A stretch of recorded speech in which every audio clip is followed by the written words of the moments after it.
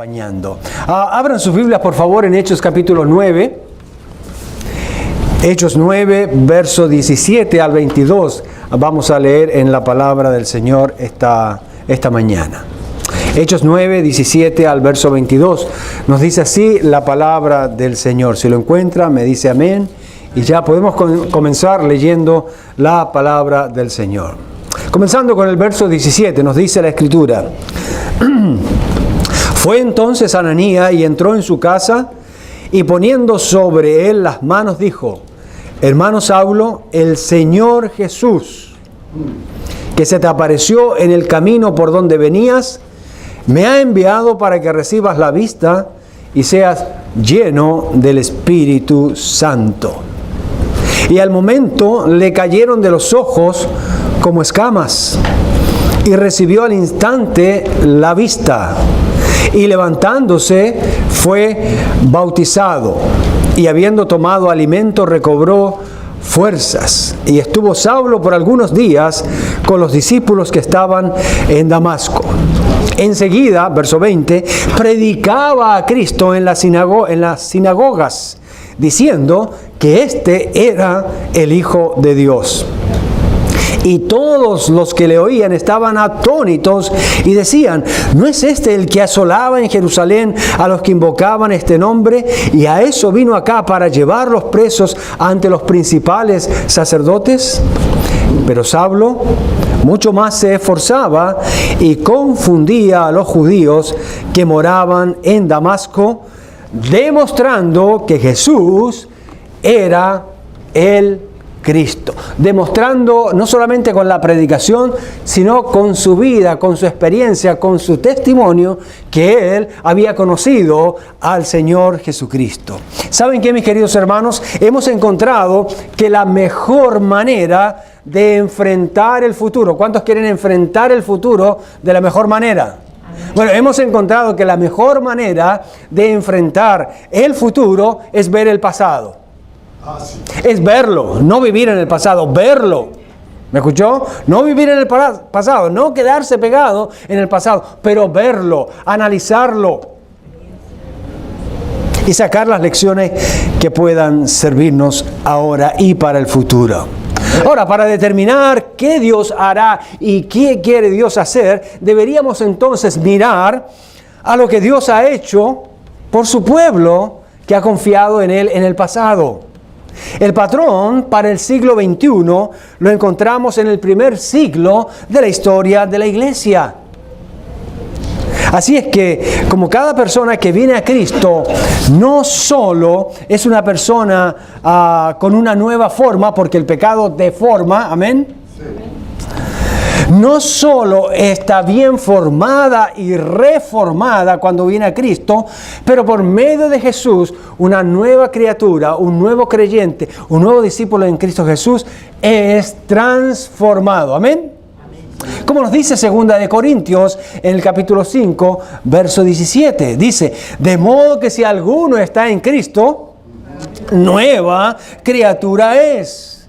Las cosas viejas pasaron, he aquí, todas son hechas nuevas. La semana pasada vimos la conversión de Saulo y que él vino a ser una nueva criatura, y luego, inmediatamente después de su conversión, después de nacer de nuevo, él fue bautizado. ¿Recuerdan? Inmediatamente fue puesto ahí en las aguas bautismales.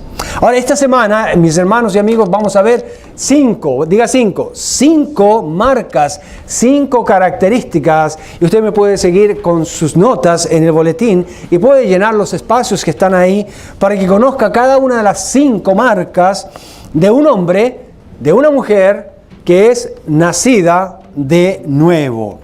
Así que la primera de esas marcas la tenemos en que Pablo llegó a tener un nuevo Señor.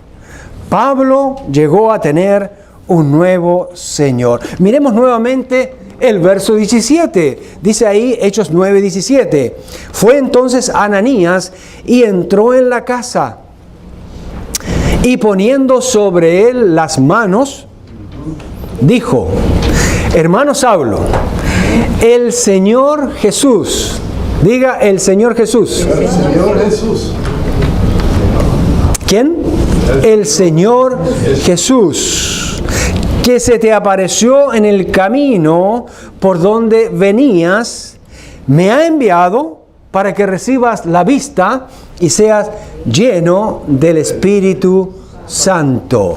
¿Quién se le apareció a Pablo? ¿Qué fueron las palabras de Ananías para recordarle que quién se le había aparecido a Pablo? ¿Jesús? No. Fíjense bien lo que dice el texto. ¿Qué dice? ¿Quién dice? El Señor. El Señor Jesús. No dice que Jesús se te apareció. No. The Lord. Dice el Señor. Es muy importante que usted marque en su Biblia, ahí en el verso 17, ese versículo. Esa parte del versículo dice, hermano Saulo, el Señor Jesús, el que se te apareció. No dice Jesús. ¿Saben cuál es el problema que tenemos con nuestra sociedad? Que Jesús, ¿verdad?, es uno más en la fila de la cafetería. Ha llegado a ser alguien tan común, un nombre tan común, que nos olvidamos, mis hermanos y amigos, que Jesús es el Señor de la vida, es el Señor de la creación, es el Señor de mi vida, es el Señor de la iglesia, es el Señor de todo. ¿No se le apareció Jesús? El Señor Jesús. ¿Recuerdan las preguntas que hizo Pablo al tener su encuentro con Jesús en el camino a Damasco? La primera pregunta, ¿quién eres? No le dijo, ¿quién eres? Fue tan impactante la experiencia que él tuvo. ¿Recuerdan? Él cayó al piso, ciego, cegado por una luz increíble. Él entendió que eso era algo sobrenatural. Entonces él no dijo, ¿quién eres? Él dijo, ¿quién eres? Señor. Desde el primer momento, aún siendo inconverso, en ese proceso ya estaba percibiendo, ya estaba viendo, ya había sido impactado por el Señor Jesús. Y por eso él pregunta, ¿quién eres, Señor? Y luego pregunta, ¿qué quieres que yo haga? Ahí está la clave de entender el señorío de Cristo. Cuando usted entiende que Jesucristo es el Señor, usted está dispuesto a hacer lo que sea por su Señor. Sí, señor. Usted no tiene, ni yo tenemos que esperar que el Señor nos diga lo que tenemos que hacer. Nosotros, si hemos entendido que Jesús es el Señor, no solamente nuestro Salvador, vamos a andar corriendo detrás de Él para preguntarle, Señor, ¿qué quieres que yo haga? ¿Qué es lo siguiente que tú quieres que yo haga? Sí, yo puedo hacer muchas cosas para el Señor, pero ¿es lo que el Señor quiere que yo haga? Gran diferencia. Y uno se puede ajustar al señorío de Cristo, a que Jesús es el Señor, y uno puede saber exactamente, diga exactamente lo que el Señor quiere para nuestra vida. El asunto es que a veces no preguntamos. Eso es.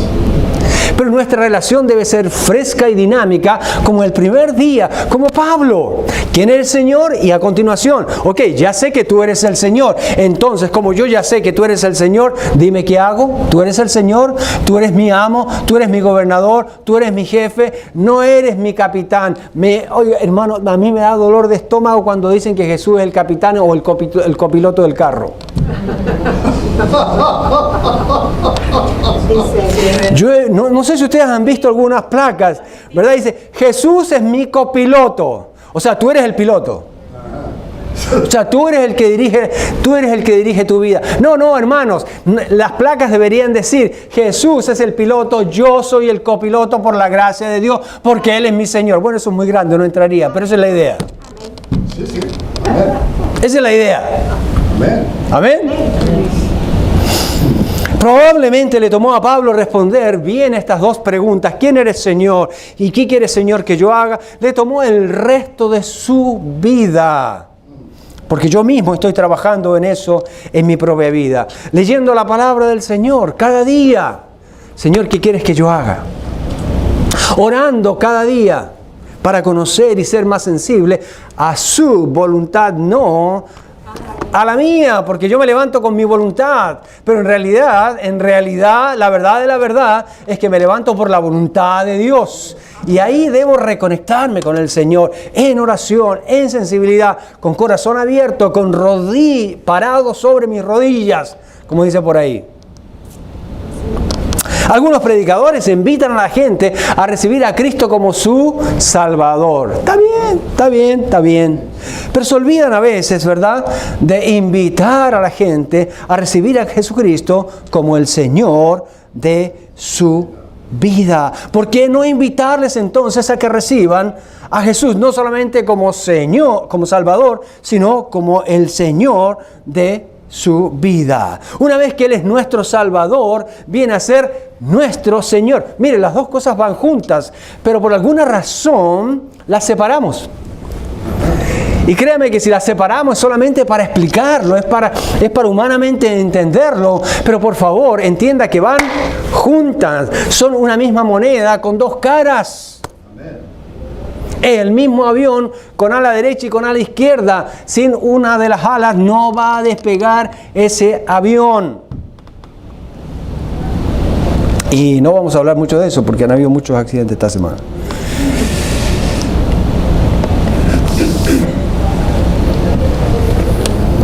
Si hemos recibido a Jesús como nuestro Salvador, Él viene a ser nuestro Señor. De lo contrario, no hemos entendido lo que es la salvación.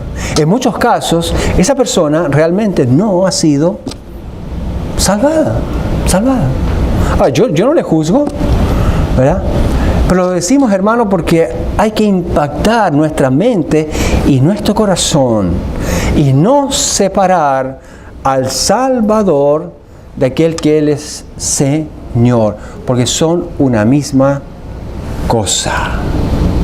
Uno no puede vivir la vida cristiana diciendo, tengo una gran cantidad de bendiciones y una pizca de su señorío. Una pizca de su señorío. ¿Tenemos, hermanos, más bendiciones que su señorío o tenemos más su señorío que bendiciones? O por lo menos que vayan igual. Que vayan igual. ¿Qué buscamos más? Que Él sea nuestro Señor y estar dispuestos mansa y humildemente para lo que tú quieras, Señor. O Señor, por favor, mira, yo quiero esto, yo quiero esto, yo quiero esto, yo quiero esto. Bendíceme, bendíceme, bendíceme. Dame tus beneficios, dame tus beneficios. ¿De qué estamos más pendientes? ¿Del señorío o de las bendiciones del Señor? Deberíamos evaluar eso, mis queridos hermanos. ¿Ah? La Biblia no pone énfasis, escúchenme bien. Puede parecer una herejía lo que voy a decir, pero no es así. Vamos a demostrarlo con la palabra del Señor. La Biblia no pone énfasis en tener a Cristo como Salvador, sino como Señor. Pero a mí me han enseñado toda la vida que Cristo es el Salvador. Gloria a Dios. Amén. Sí. Cristo no puede ser el Señor de su vida si no es primero su Salvador. Entonces ponemos tanto énfasis en la salvación, en la salvación, en la salvación. Claro, pero ¿para qué? Para que Él llegue a ser su Señor. Mire, en las Escrituras se menciona a Cristo como Salvador 24 veces. Anótelo, si no después se va a olvidar. Acuérdate que la memoria le aguanta 72 horas. No, y después de los 50 va menos. Si es joven, nomás es 72 horas. Si no, pregúntele allí al cabello. Pero es llamado Señor, anote este número, 433 veces. Una proporción muy grande. Muy grande. Pero muy grande. ¿Verdad? 400. El primer número, Jesús como Salvador, 24 veces. y como Señor 433 veces. Y dependiendo de la traducción, porque en otras es más. ¿Ya? Pero la que nosotros usamos, que es la Reina Valera del 60, aparece eso. Miren, nadie es salvado a menos que haga a Jesús como su Señor.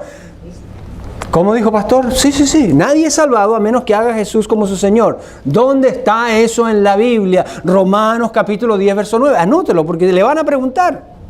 O si después quiere discutir conmigo, encantado, no hay problema. Romanos capítulo 10, verso 9, que dice que si confesares con tu boca que Jesús es el Salvador, serás salvo.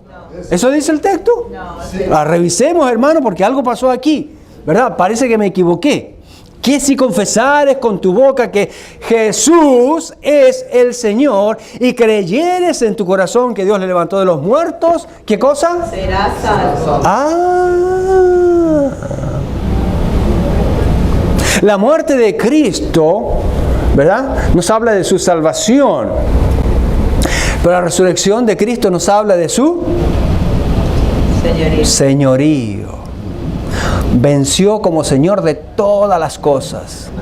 Nos venció a nosotros, venció al pecado, venció al imperio romano, venció al mundo, ¿verdad? Venció al diablo, venció al pecado, venció todo. ¿Por qué? Porque Él es Señor. Diga, Él es Señor.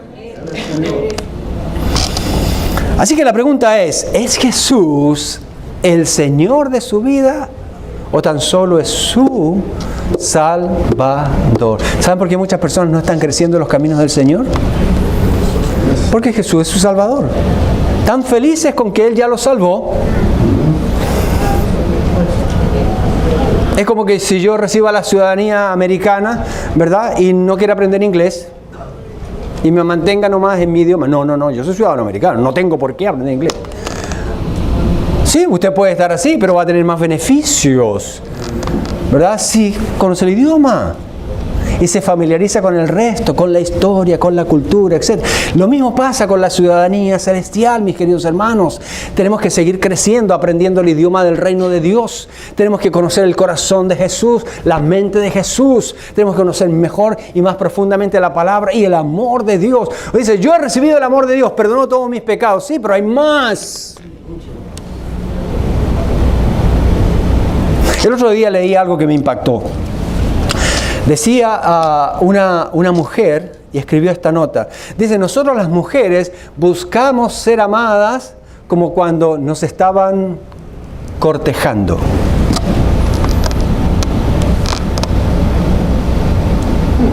Es verdad. Es verdad. ¿Qué es lo que pasa regularmente? Lo que hemos escuchado, ¿verdad? Que cuando ya se casan, ¿verdad? El cortejo no durará 1 año, 2, hasta 3 años, ¿verdad? Dicen que hasta el 7º año algunos, ¿verdad? Y de ahí para atrás, oye, ven para acá. Ya es tarde. Antes era, amorcito, no te preocupes. No cocines. Con un besito es suficiente para alimentarnos por el resto de la vida. ¿Verdad? Pero nosotros hacemos lo mismo con el Señor. Seguimos el mismo padrón de amor humano. Nos damos cuenta que Él es el Salvador y ok, vamos a, ¿no? Y nos salvó y estamos en el primer amor. Como que después, ¿no?, nos acostumbramos a que Él es nuestro Salvador y ya como que la cosa se normaliza y entonces pues ya no somos tan románticos con el Señor. Y nos estamos perdiendo lo mejor del amor, que es crecer con el Señor, conocer su amor. Conocer más y más su amor, la altura y la profundidad de su amor, la anchura y la distancia que hay hacia adelante, hacia atrás, la profundidad hacia arriba, como quiera. El amor de Dios es eterno, dice la palabra del Señor. ¿Es Jesús el Señor de su vida? Debemos seguir creciendo entonces. Usted no puede tener, recuerde, a Jesús, ¿verdad? No puede tener lo que Jesús puede dar a menos que usted reciba lo que Él es.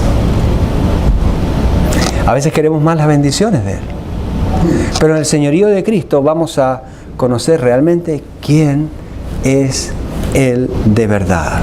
Mira, alguien dijo lo siguiente, no sé qué fue, lo dijo, por ahí lo vi en internet, por ahí lo vi por aquí, no me acuerdo, pero lo he visto varias veces y me encanta. Y dice, me llamas maestro, pero no me obedeces. Ajá. ¿No han escuchado eso? Sí. Me llamas maestro, pero no me obedeces. Me llamas luz y no me ves. Conoces mi camino y no lo sigues. Ves la vida en mí y no la deseas. Me llamas sabio y no me sigues. Me llamas justo, pero no me amas. Me llamas rico, pero no me pides. Me llamas poderoso y no confías en mí. Me llamas Señor y no me sirves. Me llamas y no me temes. No sé quién lo dijo. Si alguien lo encuentra por ahí, me lo manda, por favor. ¿Ok? Saulo preguntó quién era el Señor y qué quería que hiciera, porque entendió desde el primer momento que toda su vida estaba bajo una nueva administración, bajo un nuevo señorío, bajo un nuevo Señor, Jesucristo. ¿Amén? Muy bien, la otra marca, la segunda marca de un cristiano nacido de nuevo. Es como Pablo. En segundo lugar, Pablo llega a tener una nueva vida. Como vemos nosotros en Hechos capítulo 9, versos 17 y 18, dice: Hermano Saulo, el Señor Jesús, que se te apareció en el camino por donde venías, me ha enviado para que recibas la vista y seas lleno del Espíritu Santo. Después de eso, ¿qué pasó? Verso 18. Y al momento le cayeron de los ojos como escamas. Y recibió la vista, recibió al instante la vista. Y levantándose fue bautizado. Saulo fue literalmente ciego. Dice que sus ojos estaban llenos de escamas, como costras, por el impacto que tuvo cuando le resplandeció esa luz del cielo, que era el mismo Señor, a Jesucristo y su gloria. Pero espiritualmente, después fue sanado, nació de nuevo, tuvo una vida nueva. Ahora, ¿cómo nosotros sabemos esto? Hechos capítulo 9, verso 20 dice: enseguida predicaba a Cristo en las sinagogas, diciendo que este era el Hijo de Dios. Esa es una característica de una persona nueva. Inmediatamente confiesa a Jesucristo, no solamente como su Salvador, sino también como su Señor. Dice que es el Hijo de Dios, es Dios hecho hombre, es el Señor de la vida. Y uno comparte y dice: Él es ahora el Señor de mi vida. No es la cultura, no es mi familia, no es la tradición, no es el ambiente, no es lo que me enseñaron en la escuela. Es el Señor de mi vida. Tengo ahora una nueva vida. Cuando uno se rinde a Cristo, mis queridos hermanos y hermanas, usted ve las cosas que antes no comprendía, que antes no veía. No tiene que ver con la educación, ¿ok? O con la tradición religiosa. Saulo era brillante en su formación religiosa y académica. Era uno de los top, uno de los que estaban en el lugar más alto en su tiempo. Había sido educado con los mejores maestros de su época. Pero, ¿qué hacía Saulo o Pablo cuando Esteban era apedreado? ¿Qué hacía? Miremos lo que dice la primera línea de Hechos capítulo 8, verso 1. Dice: y Saulo consentía en su muerte, la de Esteban. Ese hombre que tenía una formación académica y religiosa de primera, estaba consintiendo en la muerte de otro ser humano. Estaba consintiendo en la muerte de alguien que le estaba predicando el Evangelio. La pregunta que cada cristiano debería hacerse es esta: ¿estoy de acuerdo con los que tiran piedras o inmediatamente debo ponerme a predicar? ¿Debo tenerle miedo a las piedras? ¿O aún con las piedras seguir predicando como lo hizo Esteban? ¿Estoy viviendo como antes de ser salvo? Mejor dicho, estoy viviendo lo que Dios me ha llamado a vivir y hacer. Algunas personas se conectan inmediatamente con la realidad del señorío de Cristo cuando son salvados, pero otros hay que enseñarles, otros hay que explicarles que Jesús, que se ha revelado a su vida y que le ha salvado, no solamente es su Salvador, sino que es su Señor. Uno de los pastores, uno de nuestros pastores, en realidad un hombre muy conocido aquí en los Estados Unidos, dijo, y creo que lo anoten, se lo voy a poner ahí en la pantalla, dice: somos pescadores de hombres y no mantenedores del acuario. Esa es nuestra meta, ese es nuestro propósito, a eso el Señor nos ha llamado. Si uno está solamente en la posición de ser salvo, créame, vamos a mantener el acuario aquí, entre nosotros nomás. Pero el Señor nos ha llamado ¿a qué? El Señor nos ha llamado, no el hombre, a ser pescadores de hombres y no mantenedores del acuario. Anótelo. El próximo domingo le pregunto, ¿ok?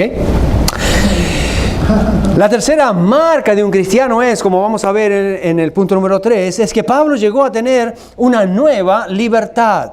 En vez de que la vida de Pablo continuara atada a la ley del pecado y la muerte, ahora tiene una nueva vida, una vida de libertad en Cristo Jesús. Un cristiano es alguien que a quien Dios le infunde su energía y pone su poder en nosotros. Y esto es lo que vemos en Gálatas, en el capítulo 2, verso 20, que también es un versículo muy conocido para nosotros los creyentes. Dice en Gálatas 2:20, con Cristo estoy juntamente crucificado, conjuntamente, en el mismo lugar. Y ya, en otras palabras, co-crucificado, vamos a decirlo así, co-crucificado.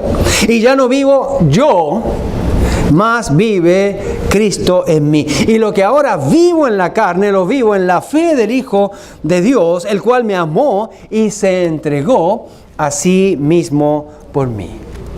¿Recuerdan ustedes la historia de la Odisea? ¿Cuántos leyeron el libro de la Odisea en la escuela? Bueno, si no se acuerdan, ¿verdad? Si no lo han leído, vale la pena. Historia griega.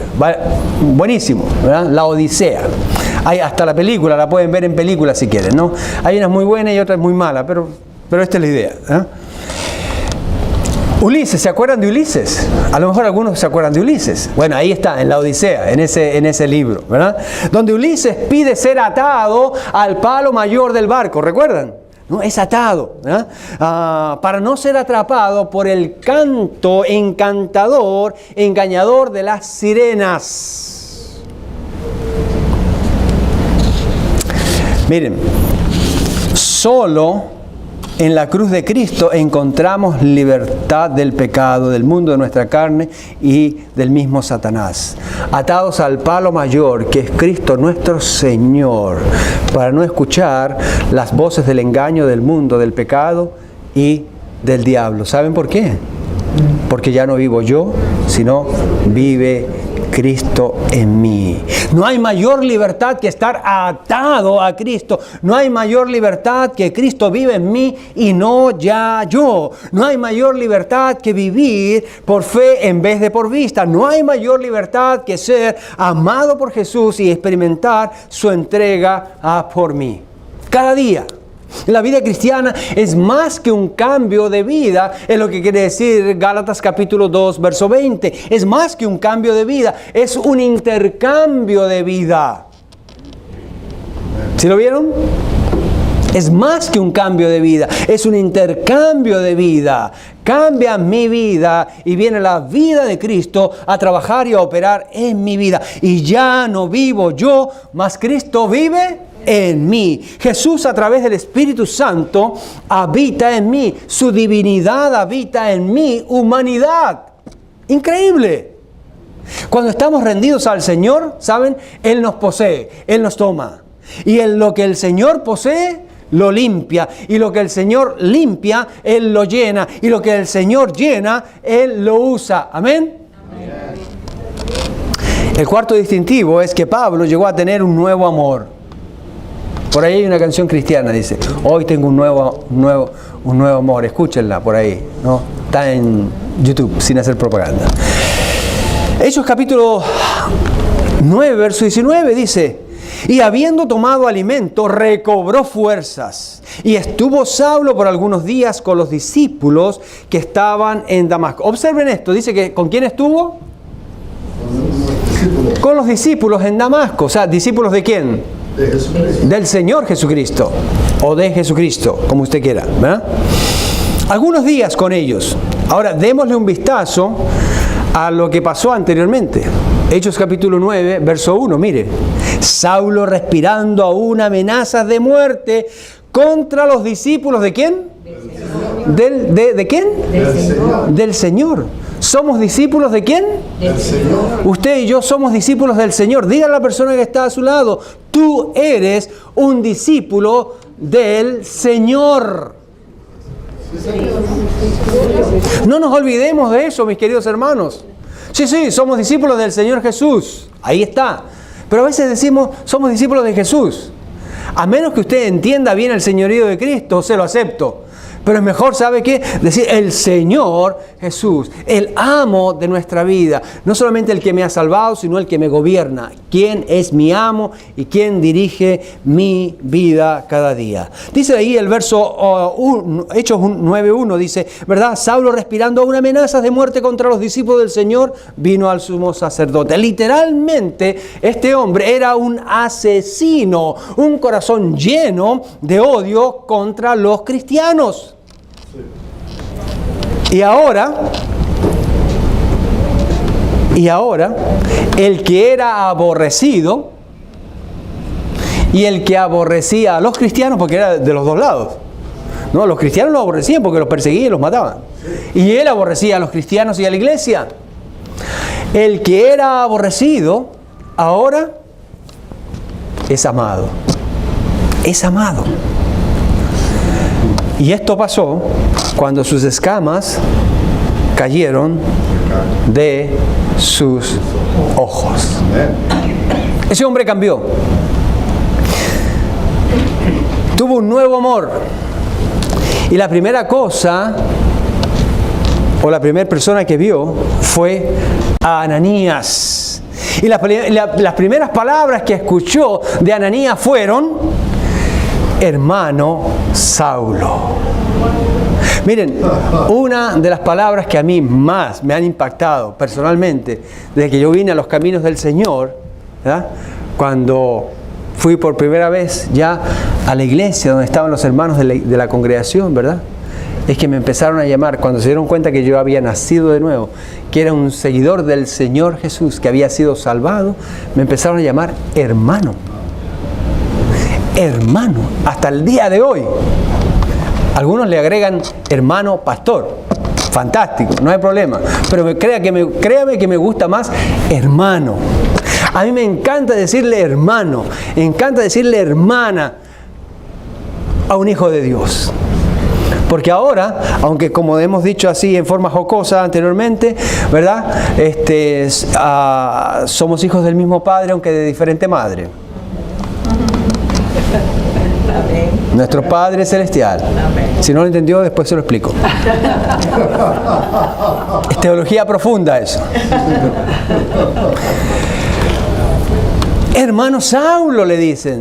¿Con qué amor? Recuerde que Ananías tuvo un conflicto. Él no quería ir. Él no quería ir. A lo mejor usted tampoco hubiese querido ir. Pero cuidado, cuando el Señor nos manda a alguien, cuidado. Hay que ir. Es mejor ir, porque a lo mejor ese puede ser un Pablo. Ajá. Ese puede ser un Pablo.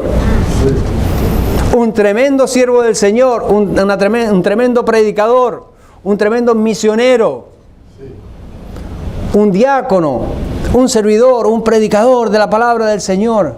Alguien que puede ser usado grandemente para la obra del Señor. Y si así no fuera, pues lo más importante, es un hijo de Dios. Y hay que atenderlo como un hijo recién nacido. Amén. ¿No es este, hermano, el compañerismo que los cristianos tenemos? Hermanos, es imposible ser salvo y no amar a los hermanos y hermanas en Cristo. Amén. Si usted ama a Jesús, entonces usted amará a los que Jesús ama. ¿Está claro? Sí. Con el mismo corazón que Jesús tiene para amarlos. Con el mismo corazón, con la misma intensidad, con el mismo amor que el Señor Jesús lo ha amado a usted. Yo creo que nuestras iglesias serían un poquito o mucho más fuertes si las amáramos como Jesús nos ama, como Él me ama a mí. Y si cada uno de nosotros nos viéramos, no simplemente como hijos de Dios, que eso ya es bastante, pero nos viéramos como real sacerdocio, como el pueblo escogido del Señor. Cuando yo veo a ese hermano, cuando yo veo a esa hermana, yo tengo que mirarlo y mirarla como real sacerdocio, como realeza, como nobleza celestial, verla con vestiduras las blancas lavadas por la sangre del Cordero. ¿Qué tal si nos empezamos a mirar así? Créame que estoy seguro que me van a invitar más seguido a almorzar a su casa. Créame que nos vamos a tratar mucho mejor, con mucho más cariño. Nos vamos a tratar con el amor de Cristo. En esto conocerán, por eso Jesús dijo, en esto conocerán que sois mis discípulos, que yo soy su Señor, en que os améis los unos a los otros. Pero si yo no conozco bien y no he crecido en el amor de Jesús y solamente lo tengo como mi Salvador, hasta ahí llegó la cosa. Hasta ahí nomás vamos a querer la gente. Pero ¿saben qué? Nuestra meta es que la gente no solamente llegue a tener a Jesús como el Salvador. Hay más trabajo. ¿O somos flojos? Que no queremos ayudarles por amor y hacer el esfuercito de mantenernos ocupados para ayudarlos a que Jesucristo sea su Señor, su amo, quien realmente dirija su vida. Miren, no hay nada más precioso, mi hermano y mi hermana, que ver a un hijo de Dios, alguien que ha sido salvado, como el Señor lo dirige. Como el Señor lo dirige. No, en vez de estar uno arrastrando. No, hermano, venga para acá. No, hermanita, venga por acá. No haga esto. No, usted tiene que hacer esto.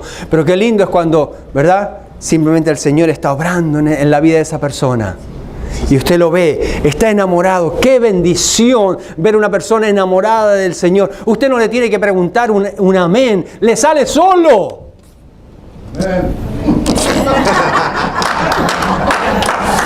Dicho sea de paso, ¡qué bendición es este hermano para mi vida! Está lleno del Señor.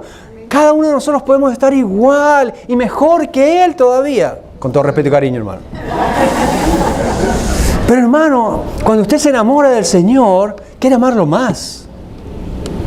No paremos de amar al Señor. No paremos de amar a nuestros hermanos y animarlos con el amor de Cristo. Cubrirlos con el amor del Señor. Porque en esto, dice, conocerán que realmente sois mis discípulos.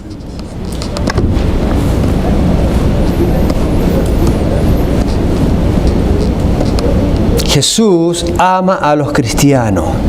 ¿Cuánto los ama? Por favor, mire esta cruz. Dar su vida en la cruz. Mire esta cruz.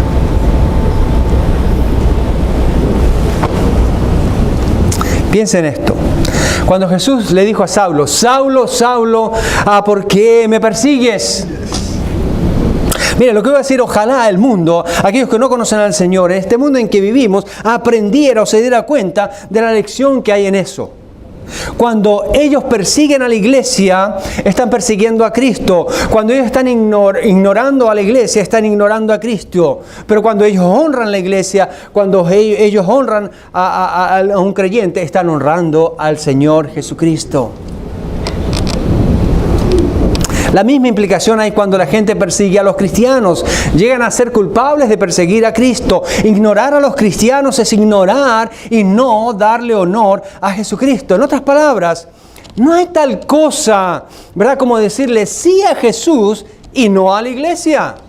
Por eso es que nos congregamos. Y cuando me falta un hermano, ya. Me falta mucho. Y debo contactarlo, y debo preocuparme por él. Debo mostrarle mi amor y mi cuidado, como la nodriza que cuida a un niño recién nacido. ¿Cómo se dice nodriza? Una partera que cuida a un recién nacido. Lo toma con mucho cuidado después de darle su buen nalgazo, ¿verdad? Para que llore, grite y respire. No, pero eso es más que suficiente. Pero el resto es cuidado. Como la madre que cuida a su recién nacido. ¿Han visto ustedes una madre, verdad? Durmiendo, ¿verdad? Durmiendo placenteramente después de haber atendido a su bebé. Están rendidas. No se duerme más. No se vuelve a dormir. ¿No? Físicamente rendidas, pero emocionalmente están despiertas porque escuchan cualquier cosita. Es impresionante, ¿no?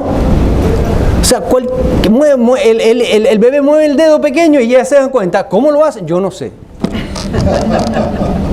Oye, pero Jesús y Dios, ¿verdad? El Señor hace lo mismo con nosotros. ¿Por qué no van a hacer nosotros también lo mismo con los hermanos? No estoy hablando de engreírlos, ¿verdad? Y crear dependencia de nosotros, ¿verdad? Pero sí atenderlos. Ese es el trabajo de la iglesia, hermanos. No el trabajo del pastor, de la iglesia. El trabajo del pastor es decirle a la iglesia que lo haga. Efesios capítulo 4. Por si acaso. Ahora, si nos toca hacerlo, con mucho cariño lo vamos a hacer. Con mucho cariño lo vamos a hacer. Está en la naturaleza de los cristianos amar la iglesia y de la misma manera amar a otros cristianos. Y esta es la naturaleza de ambos, amar al Señor Jesús. El verso 19 dice que Pablo recobró fuerzas. ¿Recuerdan? Verso 19. Recobró fuerzas. Dice, porque se le dio comida, se le había dado alimento. Quedó tan débil, quedó tumbado, ¿verdad? Quedó desmayado en el piso. Tuvieron que levantarlo, arrastrarlo y tuvieron que darle comida para por causa del impacto, pues sustentarlo. Y eso es lo que, ¿verdad?